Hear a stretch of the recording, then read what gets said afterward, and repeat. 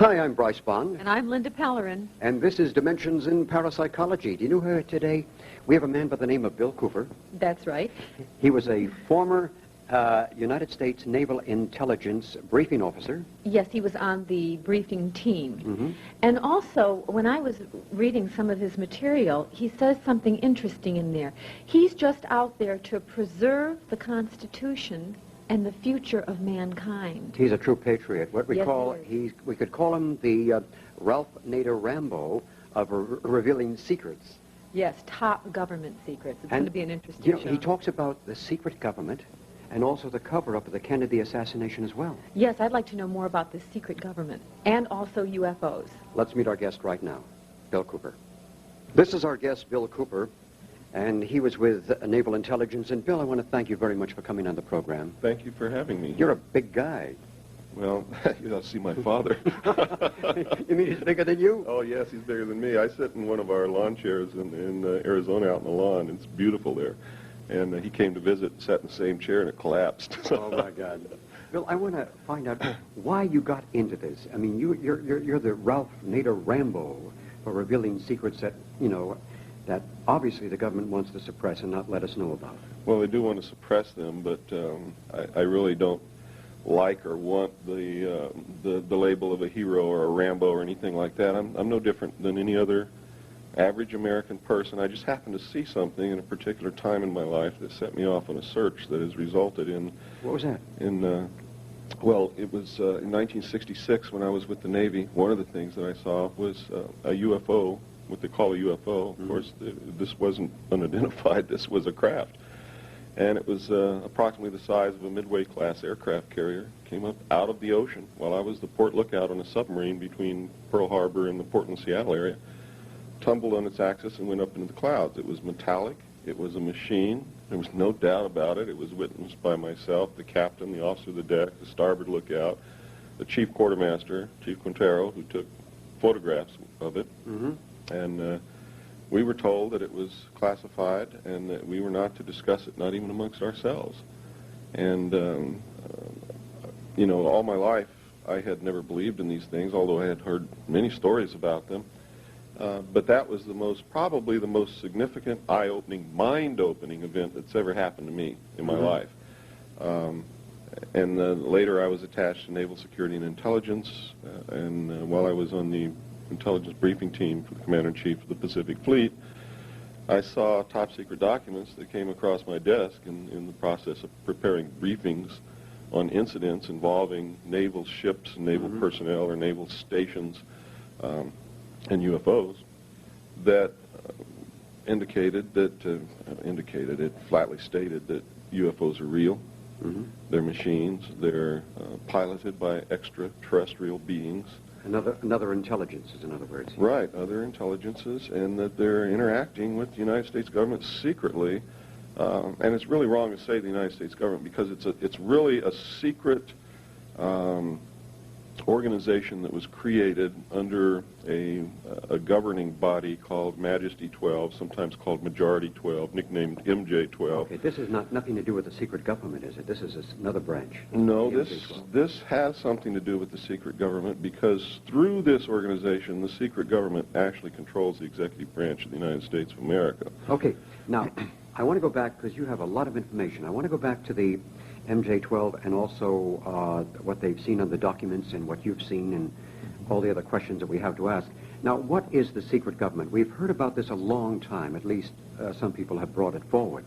What is the secret government? The secret government was actually created, the secret world government was actually created in 1952 when an alliance of all the secret powers, the powers behind the thrones, occurred because of the knowledge of this extraterrestrial presence, had to be dealt with. And they had to create a one-world government, in other words, unite mankind against a possible extraterrestrial threat from out there, if it really exists. The other side of the coin is maybe they created this extraterrestrial threat from out there, and they have the technology that we've created here on Earth ourselves and are making us think that it exists. But in any case, all these secret powers made an alliance in 1952. It's called the Bilderberg Group, And they are really running the world. The through, Bilderberg Group. Okay. Yes, through what they call the Policy Committee. And they're Where is their HQ? That's in Geneva, Switzerland. The United States, the Soviet Union, everyone participates in this. We've all been secretly allies for many, many years. In fact, we were never really enemies. But that type of Hegelian conflict situation has been created artificially in order to get large sums of money in the form of taxes and other things from the populace of the world in order to fund these secret activities and actually bring about the New World Order, which, by the way, on September the 11th, the first official mention of the New World Order, which I've been talking about for years, was made by President Bush. He mentioned it 3 times in his speech on September the 11th. Since then, Shevardnadze of Russia has made the statement, and I quote, Iraq is performing an act of terrorism against the emerging New World Order, unquote. And Margaret Thatcher and many other heads of government are now talking about it. It's a daily subject of conversation, and it goes right over the heads of most Americans. They don't understand this. And they had better wake up and understand it, because in order for us to join a New World Order, we have to lose our Bill of Rights. What's happened in Russia and Eastern Europe... We've lost these already, haven't we? Well, we've already lost the Fourth Amendment. We've lost certain portions of the First Amendment. For instance, people don't believe that books can be banned in this country. If they were paying attention, just last week a book was banned in this country. It's the book written by the Mossad officer about the Israeli intelligence group. There was a court order issued to the publisher not to publish that book anymore. Barbara Honegger's book, October Surprise. If you go and try to order it, you can't get it. And if you look in the book, there's a R by the book, and that R means restricted. People don't understand this. So there is suppression going on. There is not only suppression going on, but there is a campaign underway that if it's not successful, and the campaign is to get rid of our rights, but to make you want to. That's what the drug war is all about. And if that doesn't work, then they will... The drug war is to make you get rid of our rights? That's right. That's fascinating material. Wow. And, well, it's already happening. You'll notice in all the polls, Americans are indicating that they're willing to give up some of their rights to get the drugs and the crime off of the streets. This has never happened in the history of this country. So all this was manipulated by some other powerful force, a secret government, in other words? Oh, yes, absolutely. Anybody can figure this out with simple mathematics and a little bit of common sense. If you just look at a map, if you can find one that has all of the cities and towns in the United States on it, count each one of them. It's going to take you a long time to do that. Oh, I imagine.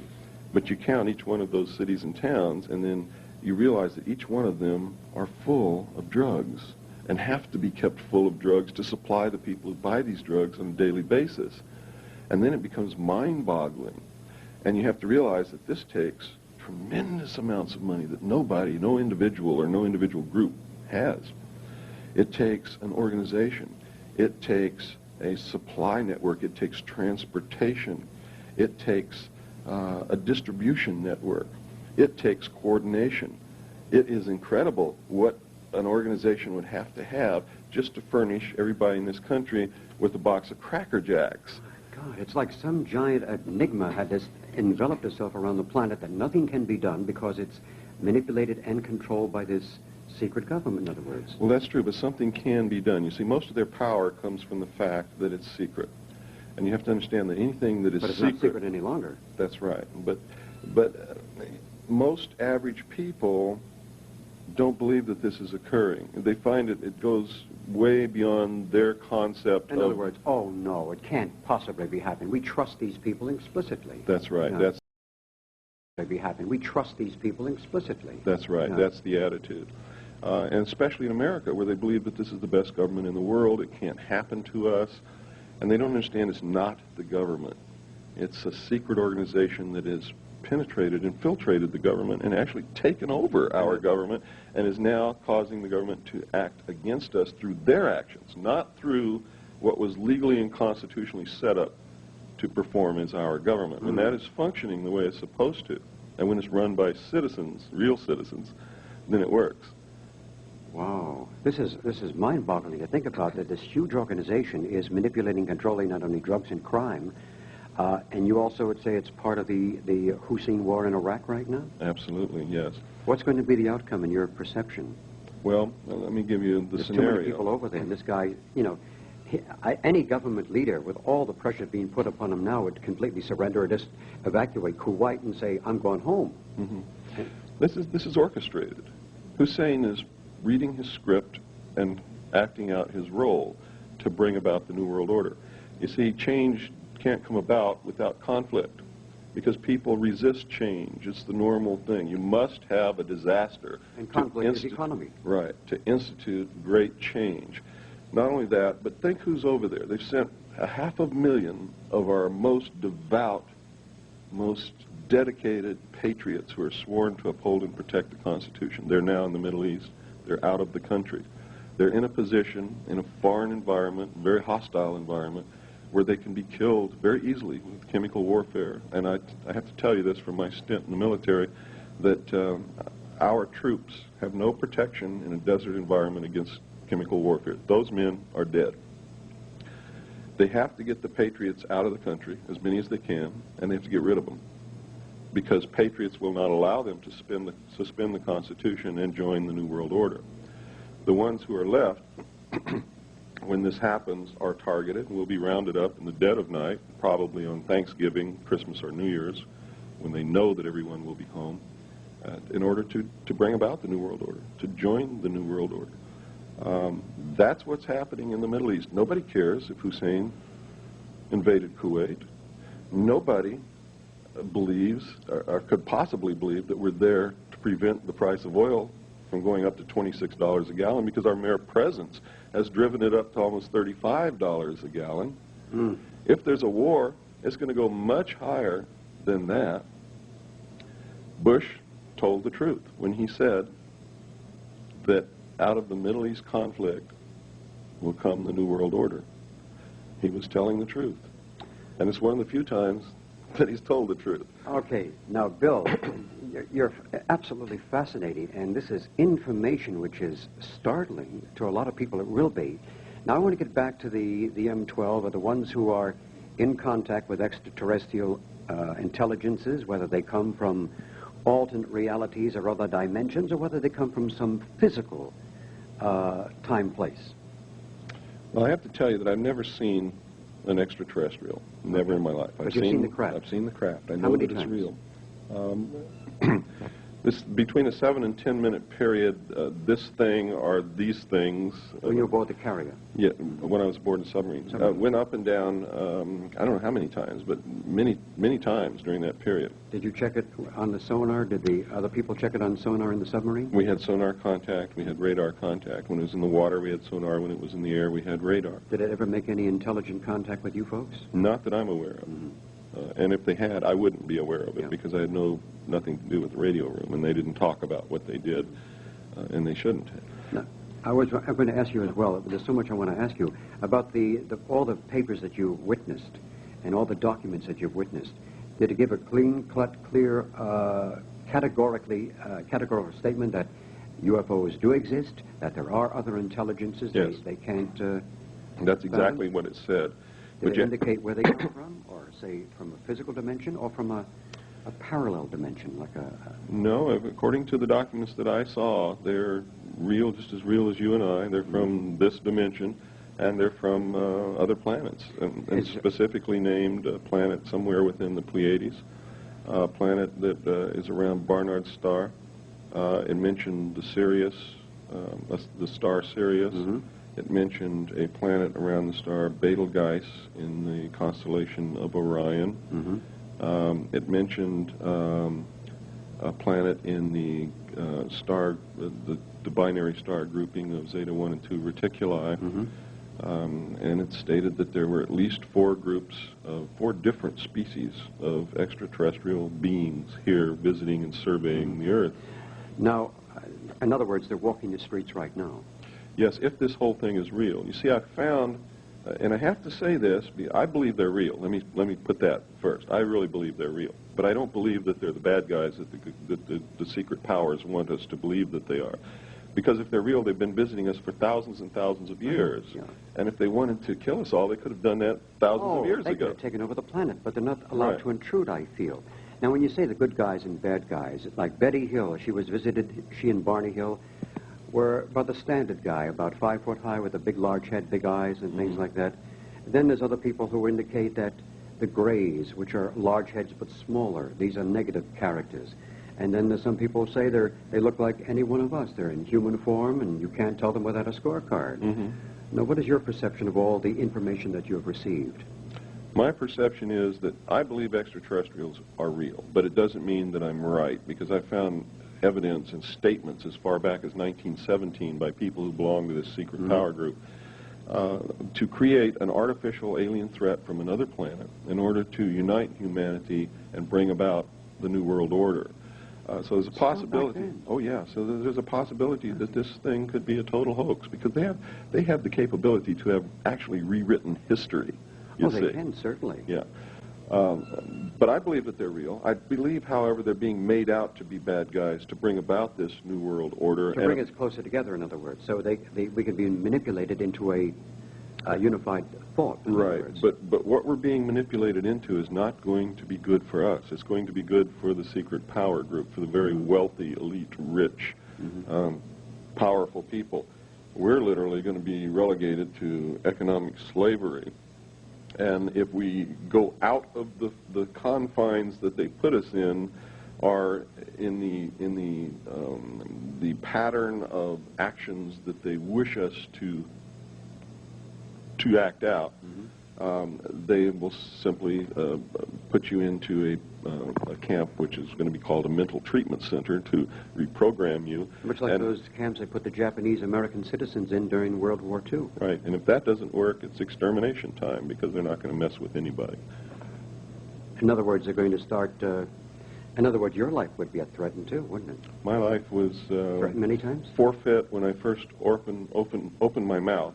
But, you know, I had to make a decision.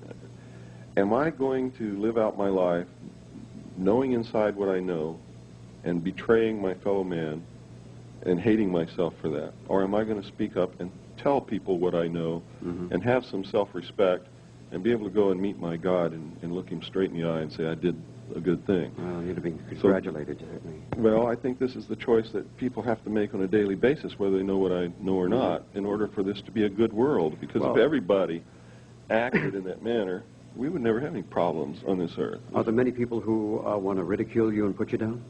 Well, that happens all the time. It comes with the territory. Absolutely. And at first it hurts and it stings and it feels terrible, but after a while you get used to it. You don't even pay any attention to it after that. Oh, yeah, there are some people who their whole life's mission is to shut me up, and it won't work. I tell you, you were in naval intelligence, and I happened to be part of that organization for a little while. I was a photographer, though. I went there with the photograph and got the images. Then I was told to keep my mouth shut. What I seen, you know, it's top secret, confidential. You got a nice tailor shop. You want to keep it open? It's almost like giving a little bit of a threat. If you say too much, you know, they're going to spank you. It's definitely a threat. People are now getting letters. People who go up to this position where I told them about near Area 51 in Nevada, where they can see these craft fly. Okay, Area 51 in Nevada. What is this? This is a location where people can see UFOs fly? It used to be one of the most remote spots in the United States, but of course now there's people, you know... What's the nearest city to it, Area 51? I believe it's Ash Springs, and that's about maybe 40 miles. And if they were to go there, what would they see? They will actually see these craft, what we call flying saucers, flying in the air. Not the big baby that you saw from the submarine. No, no. They'll see the little scout ships or something like that? They'll see those about 30 feet in the flying in the air. Not the big baby that you saw from the submarine. No, no. They'll see the little scout ships or something like that? They'll see those about 30 feet in diameter. They'll see them fly. They're piloted by United States personnel, pilots. They are. So these UFOs they're created by Americans? I don't know if we have the capability to build them or not. How they've been given to us, and we're being trained to be able to fly them. According to the documents I saw, if aliens are real, if I wasn't being used as a pawn 3 of them were given to us, and we recovered many more that have crashed on the Earth. Well, we hear about, what was it, the Hangar 18 out at Andrews Air Force Base. We hear about another one, the Roswell, New Mexico incident, where these craft have crashed and they have the little guys on ice or something like that. And the one where Eisenhower went into a hangar in California and was given 3 days to clamber aboard a spacecraft with the scientists. They were told not to touch. Is any truth to this report or what? Truth to all of it, except Hangar 18 was really at Wright-Patterson Air Force Base in Ohio. In Ohio, pardon me. And for many years, there was a craft stored in that hangar. There were alien bodies refrigerated in deep freeze in that hangar. But you see, the story leaked out. You can never keep anything that fantastic a secret, because no matter how bad somebody doesn't want to talk about it, it's so heavy on their soul that they have to eventually. Oh, yeah. So there were so many stories going around about Hangar 18 at Wright-Patterson that they had to move everything out of the hangar, and eventually they actually let in a TV crew who filmed the inside of the hangar and showed that there was nothing in there, but that there were some strange things in there that are not normally found in an aircraft hangar, such as freezers. Well, that could be for storage cryonics. in the wall. Yes. Cryonic experimentation of, freezing a person so he can be resurrected again.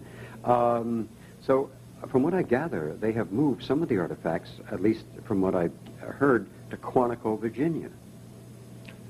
Or some behind in Las Vegas, Nevada, and some agricultural station. There's an alien technology unit in Las Vegas, near Nellis Air Force Base. Super secret. Trucks go in and out of there, always escorted by security vehicles. At night, there's the most incredible light security things set up around a fence that you can see through binoculars. And I don't really know what goes on there, but Alien Technology Center, I mean, they're not talking about the Mexican people, and they're not talking about Canadians, and they're not talking about people from Africa. They're talking about extraterrestrials when they're talking about Alien Technology Center there at Las Vegas. As far as Quantico, I don't know if they moved anything to Quantico, but I know that in Camp Lejeune, North Carolina. Yes, people have indicated to me that there are alien craft stored in hangars at Camp Lejeune under heavy guard, and it's under a project called Project Hanel. I've heard this from many different sources, all ex-Marines who were stationed at Camp Lejeune. Bill, have you ever seen any photographs of some of these extraterrestrials who were basically killed when their craft crashed? Yes, I saw photographs of them. I saw the autopsy reports. What do they look like? The ones that in fact, you can get a beautiful description from them. Just read Whitley Strieber's book, Majestic. I was really suspicious of Strieber because he never referred to extraterrestrials. He never called them what his mind would tell them that they are, demons or angels or extraterrestrials. He always called them the visitors. And that's an indication to me that something was not straight with Whitley Strieber.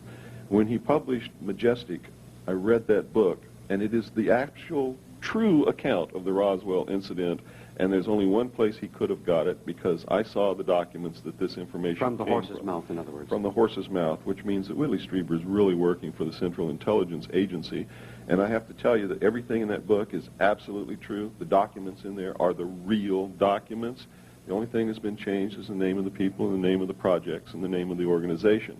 It's Operation Majority, not Operation Majestic 12, and so on and so forth. The person who is the main character is really portraying James Forrestal, and all this information came out of Forrestal's secret diaries.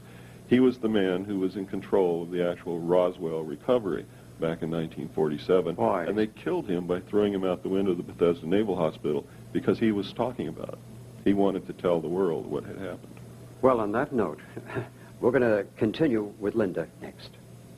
I'm Linda Pellerin, and this is Dimensions in Parapsychology, and our guest today is a man by the name of Bill Cooper, who has absolutely been fascinating me as I've been filming this show. I don't know where to start with you, aside from the fact that, what you're doing is you're letting our viewers see and understand that what may seem to be obvious are situations that are set up by agents in order to lead the public in a specific direction of thought for a far grander design. Right. Is this correct? That is true. You have to understand that if aliens are real, it's the most closely guarded, highest secret that not just this government, but all the governments of the world are trying to contain for their own reasons. Some of them very good, I might add. Some of them highly illegal and not good. And you have to understand that any UFO group or any UFO researcher who's trying to discover this secret is an enemy. Just like a foreign country would be an enemy.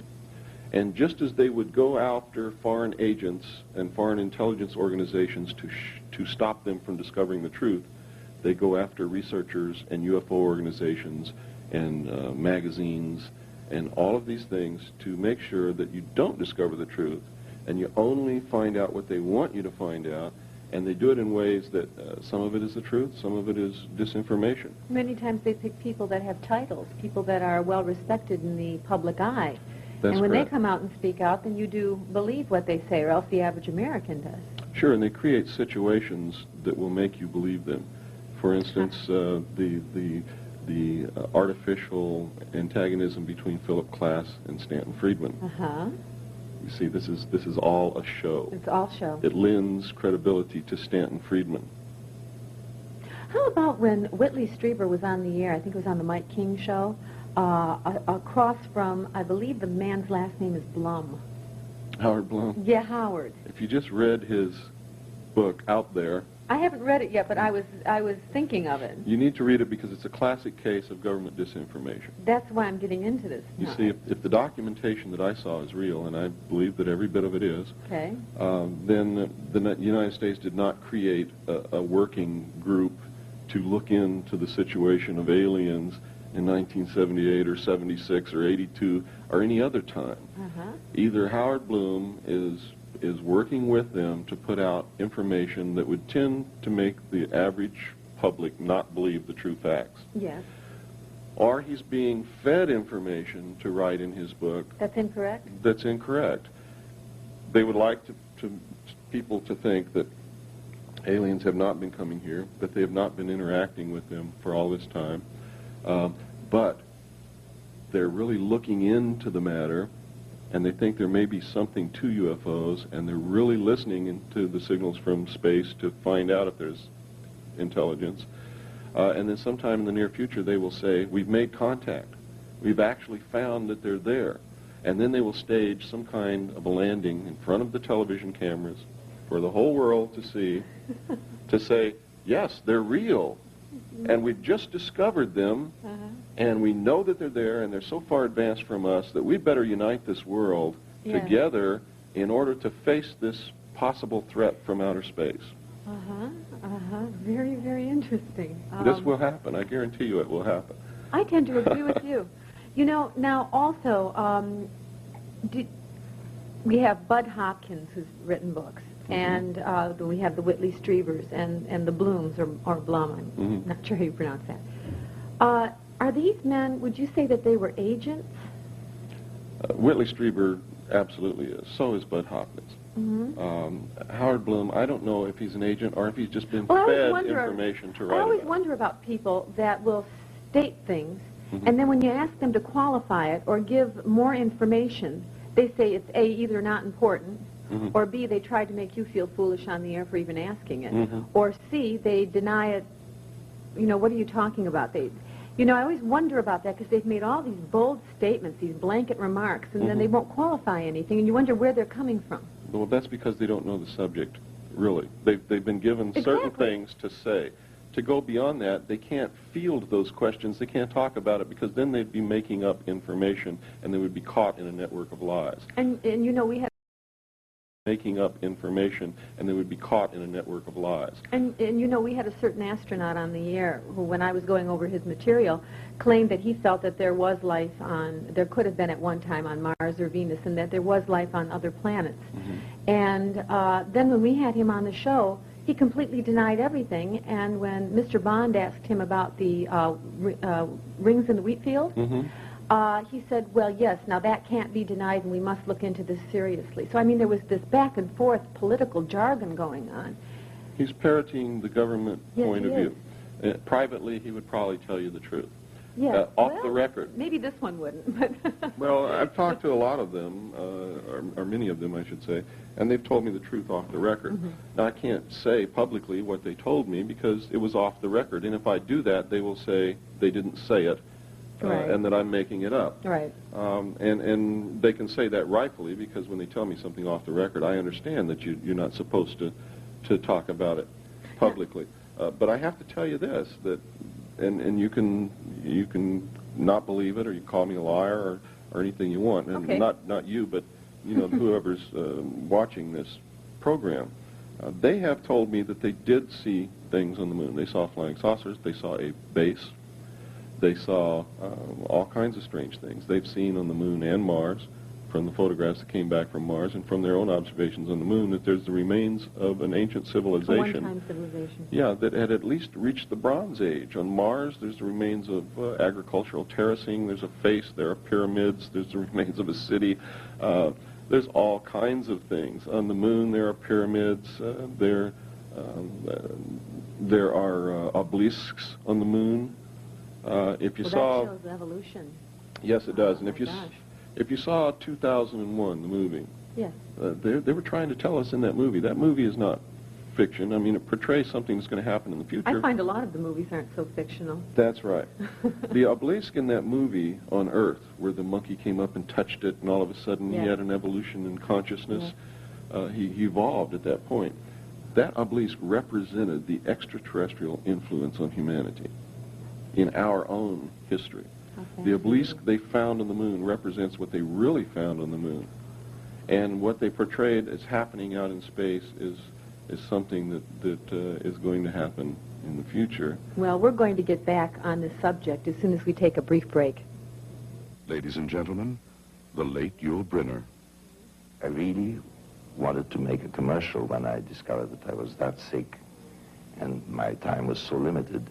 I wanted to make that commercial that says simply, now that I'm gone, I tell you, don't smoke. Whatever you do, just don't smoke. If I could take back that smoking, we wouldn't be talking about any cancer. I'm convinced of that. I'm Linda Pellerin, and this is Dimensions in Parapsychology, and our guest today is Bill Cooper.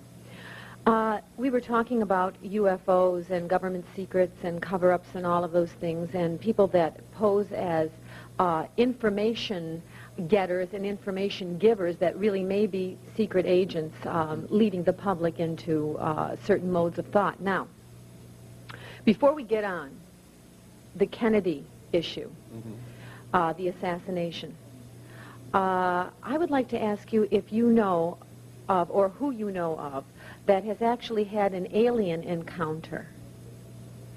Who I know Physical alien encounter. personally? Yeah, not just the craft or the saucer, but if you know of anyone personally who's had an alien encounter that leads you to believe that that these aliens do walk. Yes, I've met several people. I probably would never have known it in my life if I had not come forward and talked. But they come to me to tell me about their experiences, and they call me and they write me.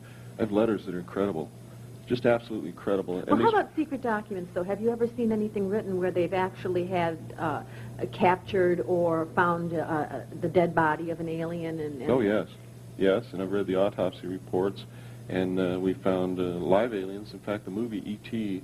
is the story of an alien which they called E.B., who was captured in the late 40s. They found him wandering in the desert, actually, just like the movie starts out. Right. And they were hot on his trail, and they finally captured him. And he lived until 1952. He died in June the 2nd, 1952. Project Sigma was actually a result of his illness. They made a valiant attempt to try to contact his race, if this is all true, in space, in order to gain favor with an obviously technologically superior race that could have squashed us if they wanted to. It was an opportunity for us to say, hey, we found one of your people here. He's ill. We want to save his life. Please come and help us. They did establish contact. They did come to the Earth. It resulted in the meeting between Eisenhower and the aliens in 1954. But it was too late to save his life. He had died in the meantime. Have they established languages, or they must have, languages to communicate? From what I understand, at least this one particular group that we're interacting with, they have an object that's crystalline in nature that they can hold in their hand. I guess it's like a computer. When they talk or transmit whatever it is that we're receiving that we understand as English, this device is what makes it possible. And when we talk back to them, this device makes them understand us. Crystal translator. Well, I don't know if it's a crystal or what it is. The documents describe it as being crystal in experience. But we know that if we could ever unlock the secret of the crystal, we know it's a radio transmitter and a radio receiver. Crystals transmit radio frequency. Right. They also receive radio frequency. You can make a radio receiver in your home with a crystal, with no power source. You don't have to plug it into the wall or anything. You can receive radio signals with a crystal.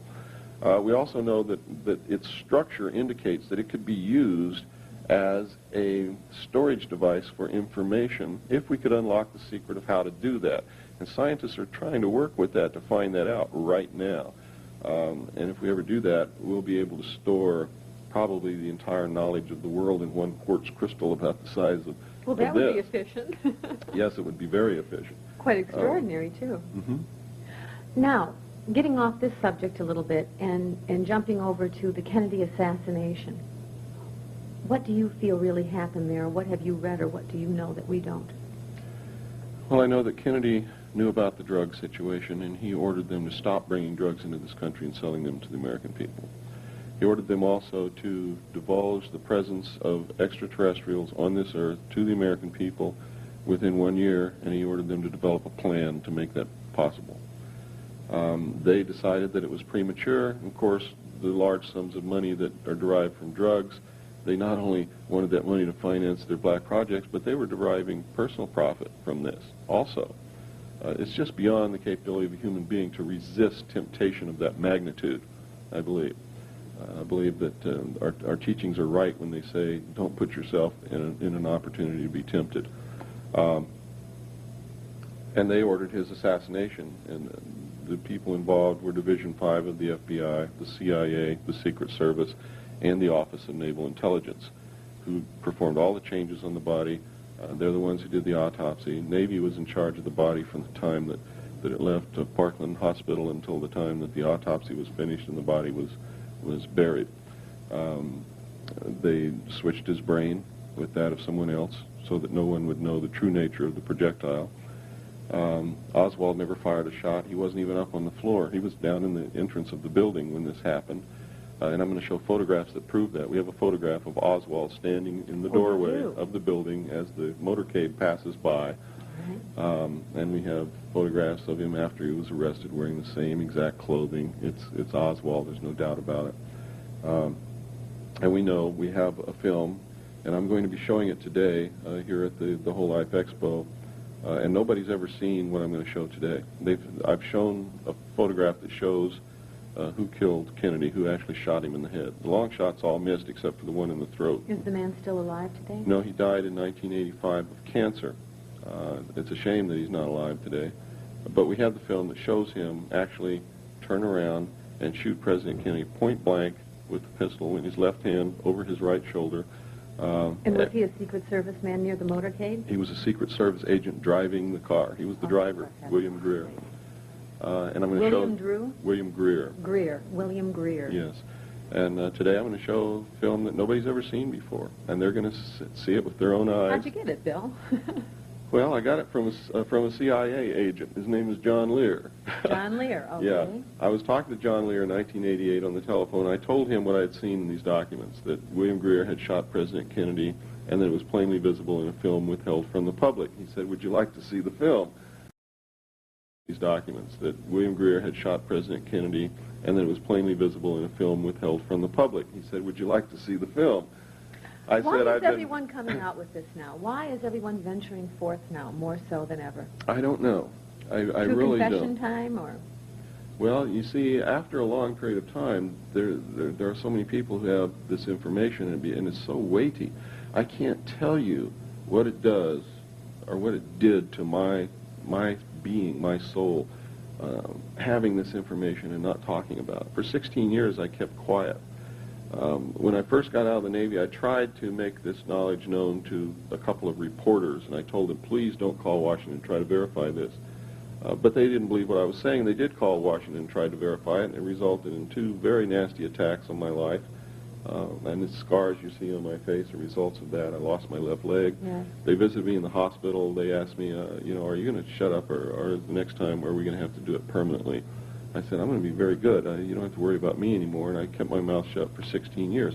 But it literally ate me up. It was eating at my very soul. It was destroying me personally. I couldn't have a close relationship with a woman. I couldn't do anything right, because I was afraid that I would say something that would endanger their life.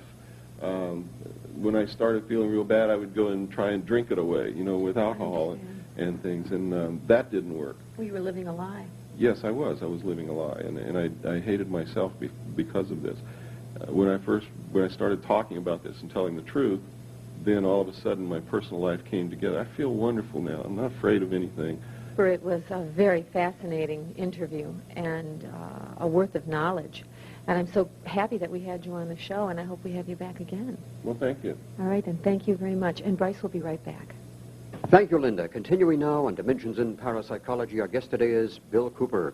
He's an extraordinary man who really, something has been bothering him for many, many years, and it's like a festering cancer within inside that he had to validate and get rid of for his own personal, normal life. And some of the things you've been talking about are really mind-boggling to think about. I've heard of similar things myself in my career of doing this program, of talking to many people, like the late Ivan Sanderson, who is a scientist and a biologist and an archaeologist, anything with an ologist, he was. He was talking about some of the things, like they're having the Sasquatch, the Bigfoot, the Yeti. They have one of these creatures in a block of ice, and they keep him frozen because the man who shot him, if they find out that this Yeti is more human-like than animal-like, then the man stands to be on a murder charge, and things like that. He was talking about when he was in British intelligence down and around the Grand Chaco and seeing a craft within the water going about 240 knots, about I don't know how many fathoms deep within the ocean itself. There's lots of things like that happening. Now, the planning for Kennedy's assassination was all staged. Was all cleverly planned. Yes, absolutely, yes. Was Johnson have anything to do with that? I don't believe Johnson had anything to do with the planning, but Johnson had to be told that it was going to happen, and maybe not when, but that it was going to happen, because he would have been the next president, and they had to. Yes, they had to have somebody who was on their side in order to phony the Warren Commission, the Warren Report, to make sure that the cover-up was maintained. In other words, Johnson knew ahead of time that Kennedy was going to be assassinated. He had to, and they had to know that he was going to maintain a cover-up. Otherwise, they could not have allowed Johnson to be the president, because then he would have instigated a real investigation, which would have discovered the real facts of the matter. So while Johnson probably did not plan it, he had to be a part of it. He had to know about it. He had to have assured the power group that did this that he would maintain the cover-up. And, of course, he did. Now, what about Bobby Kennedy's assassination? Was that also planned by Sirhan Sirhan? I haven't really gone depth into Bobby Kennedy's assassination. I do know that it was not solely the act of Sirhan Sirhan. For instance, over 9 shots were fired in the ballroom. Sirhan Sirhan's revolver only held 8. None of the security people or Secret Service agents fired a shot, according to their own testimony. Sirhan Sirhan was always in... Pardon? Did you believe that? No, I don't believe it, because the man who shot Bobby Kennedy was also a security person. And very skilled. Yes. You see, Sirhan Sirhan was always in front of Bobby Kennedy, but the death shot came from close behind his right ear, which meant, and there's only one person who was standing there. His name is Caesar. He was a security guard. He was one of the people who were supposed to be protecting the president, just like William Greer was supposed to be, or protecting Bobby, just like William Greer was supposed to be protecting President Kennedy. So we know that it was a conspiracy, that there was more than one person involved, and again, it was a security person who killed Bobby Kennedy and not Sirhan, who was involved. We also know that Vicki Cooper, the editor of UFO magazine, is the niece of Grant Cooper, who was Sirhan's defense attorney, and that he did not defend Sirhan. He wanted to make sure he was guilty. And Grant Cooper has all kinds of ties to the CIA and the Russelli mob, who was in cahoots with the CIA to bring drugs in the country, and also to help assassinate Castro when they were trying to do that. You know, it's very disillusioning to think about that we have organizations like the CIA, Secret Service, and FBI, and things like that, which may not be working in our behalf. I can guarantee you they're not. They're working for the secret world power structure toward a new world order, a one-world government. They're actually working to destroy the sovereignty of the United States, to destroy the Constitution so that this new world order can come about. The intelligence community has never worked for the American citizen. It was created to serve the secret structure. That's why the laws governing it are set up so that nobody can look into what they're doing. Do you realize that the National Security Agency, by executive order of the President of the United States, is not subject to any laws of this country or any state in this country? And the executive order states, it says that the National Security Agency is not and will not be subject to any law unless it is specifically stated in the law that the National Security Agency is subject to that law. So all these people who are in this organization, if they do something, a minor infraction, they can't be touched? Like that's right. Immunity for some diplomat? They can do anything they want. They're completely outside the law by executive order. Now, an executive order is a law written by the President which violates the Constitution, which says that there shall be separations between the branches of government and that Congress is responsible for the legislation. So they're setting these people up as little tiny mini demigods. That's exactly what they're doing, yes. My God, that's a nice place to live. Now, do you feel that any extraterrestrial intervention, some other higher intelligence, will intervene eventually? No, I don't. And I'll tell you why. Why would they? I'm so disappointed in all these people who say, well, I don't care what happens now. I'm not going to do anything to stop it because the benevolent aliens will come down and take me off of this planet when it happens. No way, right? No way. Why would they? Why would they take us to their planet to destroy their planet like we're destroying ours? Exactly. There's no reason for it. The first law of any sentient being is self-preservation, and they're going to do things in their own best interest. And for their own best interest, they better not have any human beings on their planet. Who wants them? That's right. We need to change ourselves first. We need to become what we would like others to be. In other words, everybody says, well, I wish the world was this way, and I wish that person was that way, and they'd stop doing this to me. They don't realize that if they would first be the person they want Bill, are you others to be. a religious guy? You believe in God? I believe in God, yes. You're a spiritual definitely. being, more so than a religious person, I imagine. Yes, that's the way I would So term the it. deity basically lives within you, and if people can touch into that within themselves and look for the good Right. in themselves and all mankind, Yes. then we could overcome what is going on at the present moment, eventually. Right. One of the greatest misconceptions that anyone can have is that man is God. Man is not God. We're a fragment of that. We are a fragment of God, but man has to understand that no part can be as great or greater than the whole. Mm-hmm. So man cannot set himself up as God. People who think that man is God and worship knowledge and technology and believe that by the use of knowledge and technology man can become God or can be God are actually practicing Satanism. And I'll tell you why. The worship of knowledge is Satanism. The concept that man can be God or is God is Satanism. Not because I'm a Bible thumper or anything like that, but because if you believe the story in the Bible that Satan enticed Eve to pick the apple from the tree of knowledge and make Adam eat it, which is the original sin, The myth, yeah. then you have to understand if that apple represents knowledge, then the worship of that apple is Satanism because the whole thing was instigated by Satan. And who is the serpent? The New World Power? I really don't know. Or the secret government? You have to understand that I'm not a prophet. I don't have any knowledge of all that. I would say, though, that they certainly worship knowledge and have the concept that through technology man is God. Therefore, I would have to say that's probably right, although I'm going to have to tell you and your audience, you have to decide that for yourself. Good for you. Now, I want to find out, what is your future sight see? What is your can't even pronounce the word. What is your predictions for the future, especially when it comes to extraterrestrials or UFOs and things of this nature? Are there going to be any full-scale landings? Well, I believe whether they're real or not, there's going to be a landing. If they're not real, there's still going to be a landing, and there's going to be human beings dressed up by the secret power structure. There was one basically at the World's Fair, and there was one at Freedom Land. They had a spacecraft parked out there. People could go aboard. It was like a dummy. But people certainly said, wow, I'm going to go aboard that. Did you see the ending of the Olympic Games in 1984? Yes.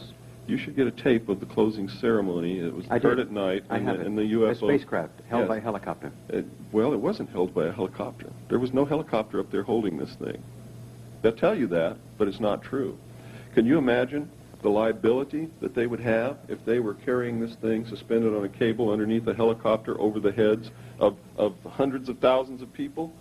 They wouldn't do You're it. meaning to say that that thing used in the 1984 Olympics, the closing ceremony, Was under its own power. was under its own power? Yes, That's fascinating, with these laser lights dancing out of it? that's right.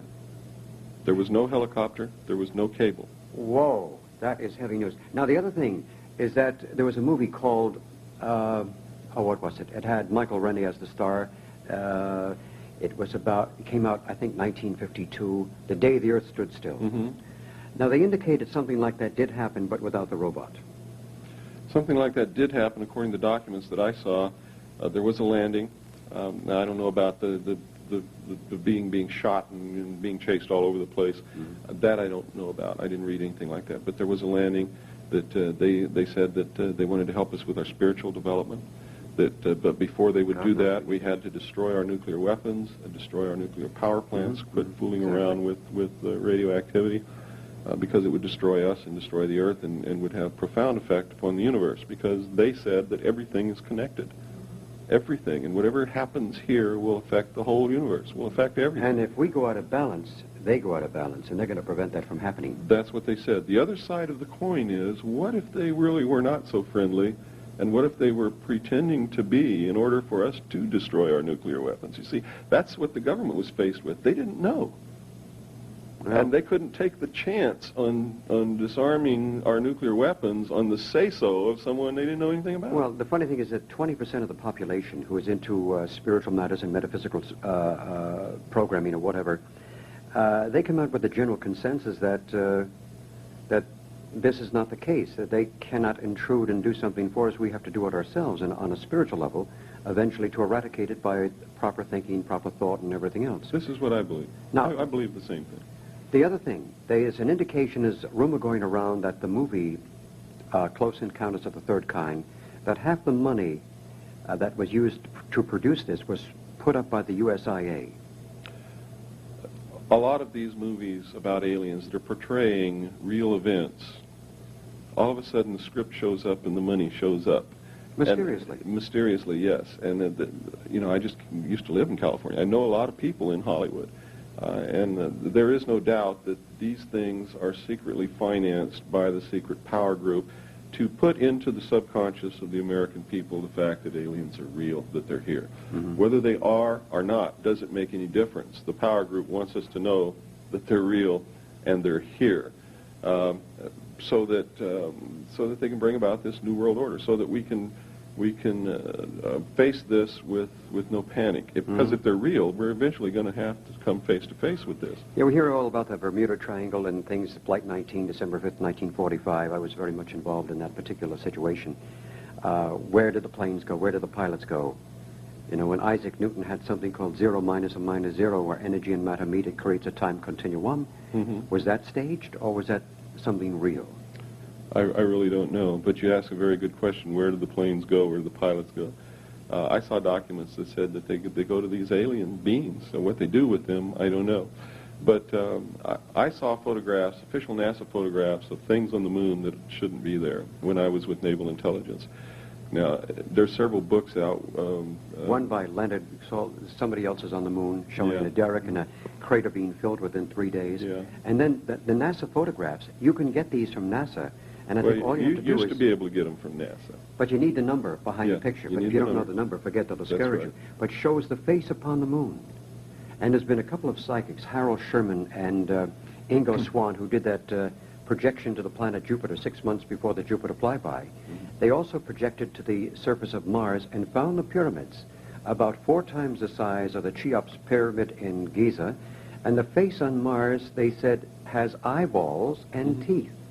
Today I'm going to show, one reason I've never shown these photographs of what's on the moon and Mars is because I could never find photographs that I could prove were official NASA photographs.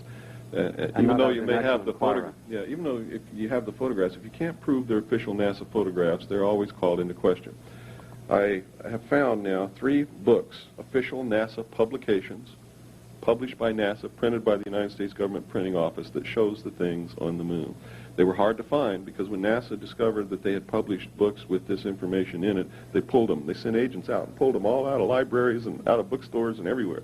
But I knew that you couldn't pull every one of them, and we finally located a copy of each one of these 3 books. I'm going to be showing slides today. So you photographed all the good pictures. We photographed the cover of the book, the fly page that said it was printed by the U.S. Government Printing Office. We have photographed the pictures in the book.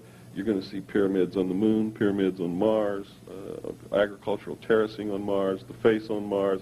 You're going to see tanks and towers and a Christian cross on the moon. You're going to see a World War II bomber lying beside a crater on the moon. A B-59, I heard it was. Well, it looks like a B-24, actually. It looks like a Liberator B-24 yeah. bomber. Okay.